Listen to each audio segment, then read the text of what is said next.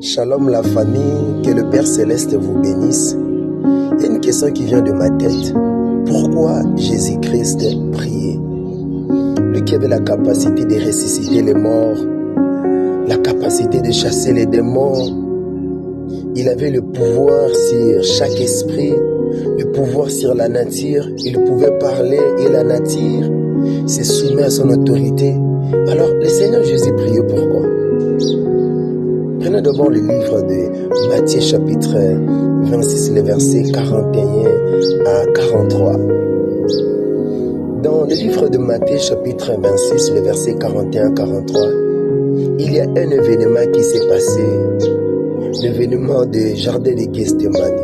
À la montagne de Gethsémani, dans ce jardin-là, Jésus-Christ est allé prier. Et sa prière était celle-ci: Père, si c'est possible, éloigne de moi cette coupe. Non pas ma volonté, mais que ta volonté soit faite. Jésus priait pour connaître la volonté du Père. C'était ça le but de prière du Seigneur Jésus-Christ. Il ne priait pas parce qu'il avait le besoin, parce qu'il avait le pouvoir de satisfaire chaque besoin de la vie. Donc Jésus-Christ, il priait pour connaître la volonté du Père. Alors que le Seigneur Jésus-Christ, il est notre modèle. Les jours-là, dans la montagne de la transfiguration, quand le Père a parlé, il dit: voici mon fils bien-aimé, à qui j'ai mis toute mon affection, écoutez-le.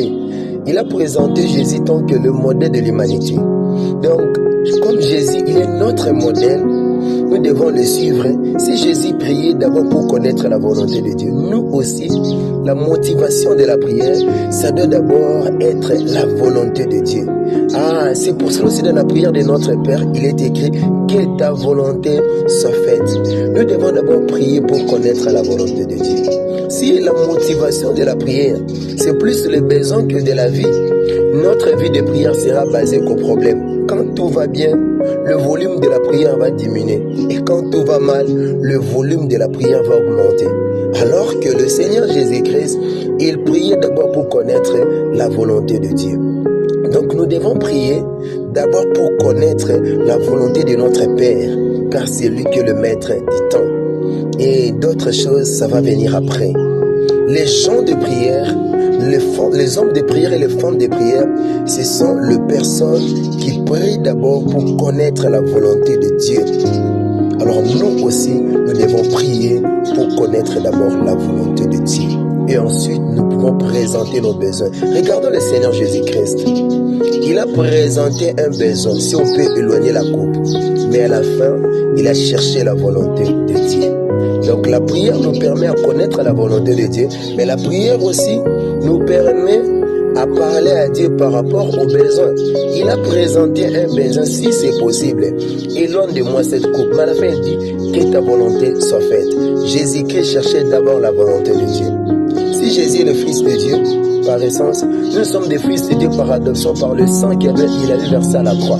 Comme nous sommes le Fils de Dieu, le premier Fils de Dieu, le Fils aîné, c'est Jésus-Christ. Il est notre modèle. Et Jésus priait pour connaître la volonté de Dieu. Nous aussi, nous devons prier pour connaître la volonté de Dieu. Si la prière, c'est pour connaître la volonté de Dieu, mon frère, ma sœur, tu ne vas pas te décourager quand tu pries et que tu n'es pas exaucé. Parce que tu ne pries pas seulement pour être exaucé, mais tu pries aussi pour connaître la volonté du Père, pour aussi remplir tes tâches. Que l'Éternel, notre Dieu, vous bénisse abondamment. Bonne journée à tous et à toutes.